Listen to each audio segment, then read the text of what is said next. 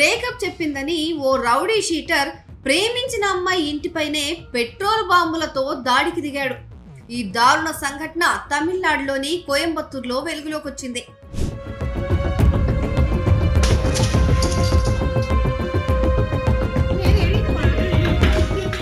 పోలీసులు తెలిపిన వివరాల ప్రకారం కోయంబత్తూరులోని ఓ కాలేజీలో చదువుతున్న యువతికి చెన్నైకి చెందిన కార్తీక్ అలియాస్ మరియప్పన్ అనే వ్యక్తితో పరిచయం ఏర్పడింది.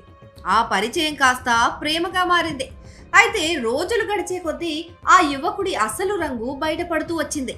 అతడిపైన చెన్నైలో హత్యలు, దోపిడీలతో కలిపి ఏకంగా 31కి పైగా క్రిమినల్ కేసులు పెండింగ్ లో ఉన్నాయనే నమ్మలేని నిజం యువతికి తెలిసిపోయింది.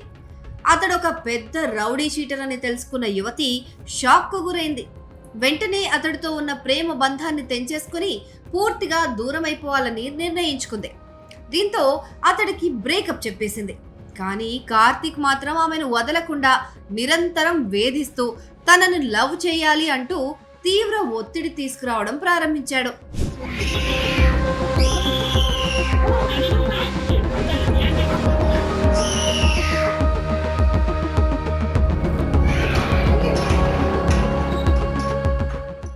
అయితే యువతి ఎంతకీ లొంగకపోవడంతో పగ పెంచుకున్న కార్తీక్ తన 3 అనుచరులతో కలిసి బైక్ల పైన కోయంబత్తూర్ తొండముత్తూర్ సమీపంలో ఉన్న యువతి ఇంటికి వచ్చాడు. ఆ సమయంలో యువతి తండ్రి ఇంటి బయటే ఉన్నాడు. నిందితులు వారిపైన తీవ్రమైన బూతులతో విరుచుకుపడి తీవ్రంగా హెచ్చరికలు జారీ చేశారు. అంతటితో ఆగకుండా తమ వెంట తెచ్చుకున్న పెట్రోల్ బాంబులను ఆ ఇంటిపైన విసిరారు. అందులో ఒక బాటిల్ ఇంటి బయట ఉన్న షూ ర్యాక్ సమీపంలో పడింది. అదృష్టవశాత్తు ఆ సమయంలో ఎవరికీ ఎలాంటి గాయాలు కాలేదు. పెద్ద ప్రమాదం తప్పింది.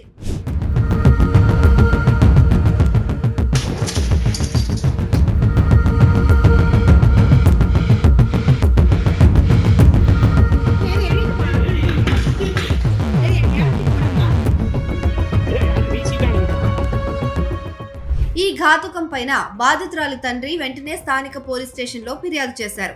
రంగంలోకి దిగిన తొండముత్తూరు పోలీసులు కేసు నమోదు చేసుకుని దర్యాప్తు ప్రారంభించారు. 31 కేసులున్న చెన్నై రౌడీ షీటర్ కార్తీక్ తో పాటు అతడికి సహకరించిన మిగిలిన 3 నిందితులను పట్టుకునేందుకు పోలీసులు స్పెషల్ టీంలను రంగంలోకి దించారు. ప్రస్తుతం నిందితుల కోసం గాలింపు చర్యలు ముమ్మరం చేశారు.